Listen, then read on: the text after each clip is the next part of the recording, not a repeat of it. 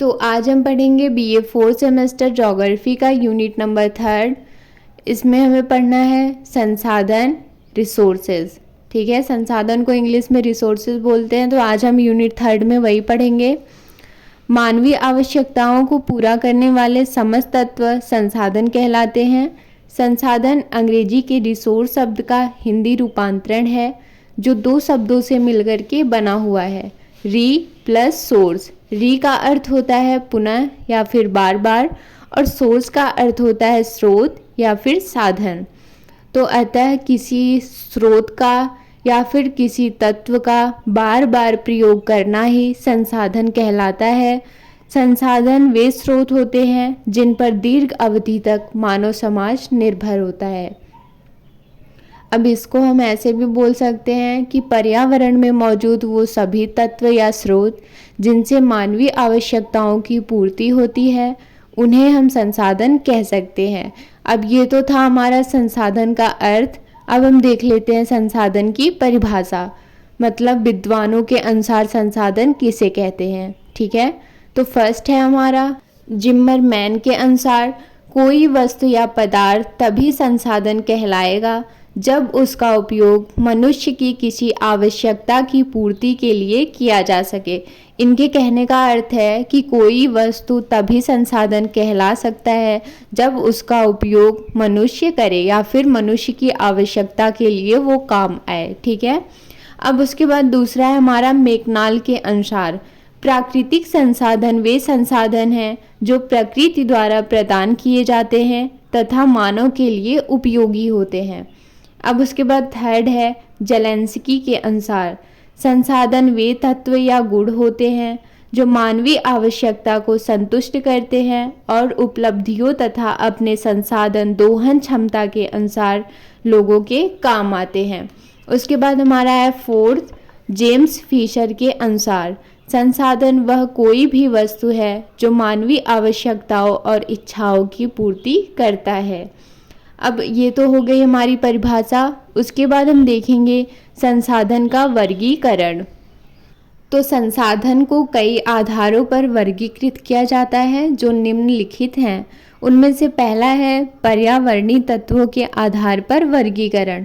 अब इसके दो भाग बताए गए हैं। पहला है जैविक संसाधन, दूसरा है अजैविक संसाधन। तो जैविक संसाधन क्या है? इसके अंतर्गत उन संसाधनों को सम्मिलित किया जाता है जिसमें जीवन पाया जाता है, उदाहरण के रूप में जीव जंतु, वनस्पति, मनुष्य आदि। अब उसके बाद अजैविक संसाधन क्या है?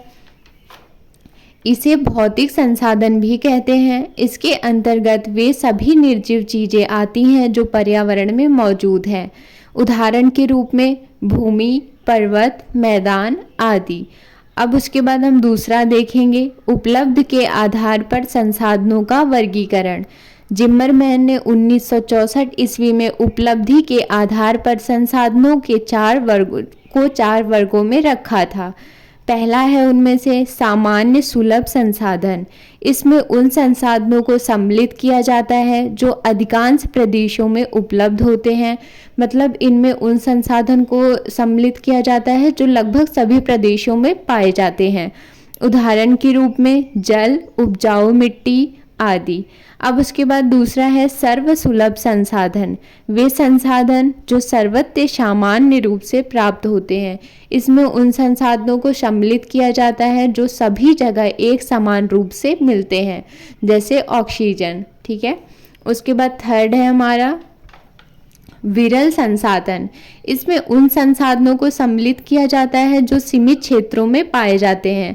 मतलब इसमें उन संसाधन को सम्मिलित किया जाता है जो कम से कम क्षेत्रों में ही पाए जाते हैं, उदाहरण के रूप में सोना, कोयला, लोहा आदि।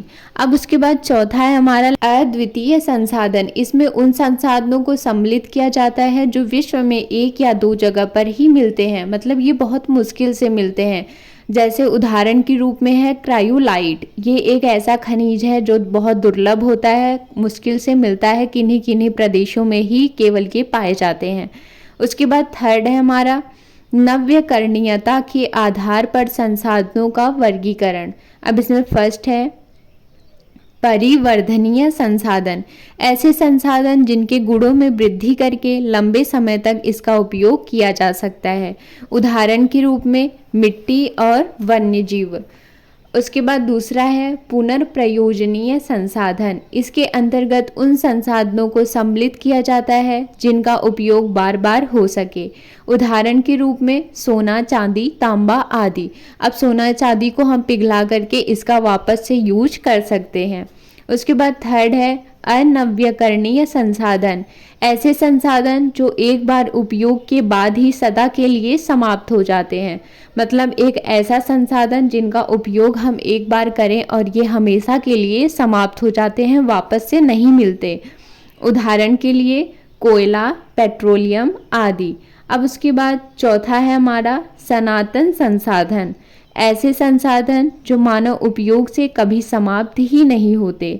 उदाहरण के रूप में सौर्य ऊर्जा, महासागरीय जल आदि। तो यहाँ पे यूनिट थर्ड हमारा कंप्लीट हो गया है। मैंने सिलेबस जो है चैनल पे अपलोड कर रखा है। अगर आपको इससे रिलेटेड कोई भी डाउट हो इस चैप्टर से तो आप कमेंट करके पूछ सकते हैं। वीडियो अच्छी लगी हो तो प्लीज़ लाइक एंड सब्सक्राइब करें। Thank you.